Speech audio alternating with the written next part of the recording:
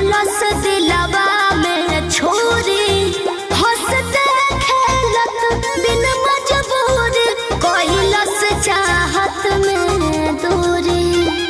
काश वो मुझे मिल गया होता, काश मैं उस पे भरोसा ना करती, काश वो बेवफाई ना करता, या काश मैं ही बेवफा होती।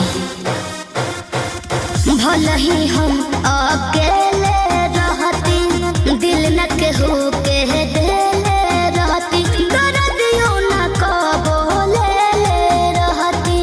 खिलल फूल मुरझा गइल, कैसन समय आ गइल, खुद के भी निमन ना दिखतानी हम। ओकरे दिहल का डायरी पर रोजे गम के सैली लिखतानी हम। ओकरे दिहल का डायरी पर रोजे गम के सैली लिखतानी हम। ओकरे दिहल का डायरी पर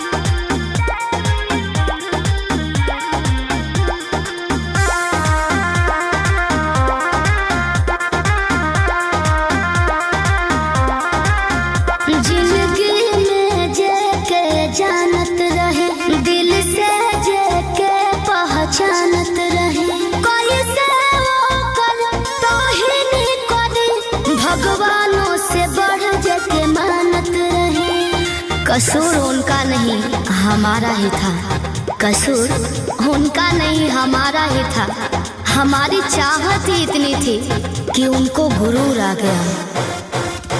ऐसन रोग केहू के न लागे, केहू न रतिया दिनवा जागे, कुछ न कहीं से पिए करागे।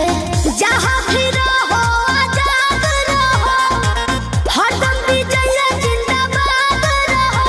ए दर्द के बाजार में बिकतानी हम। ओकरे दिहल का डायरी में रोजे गम के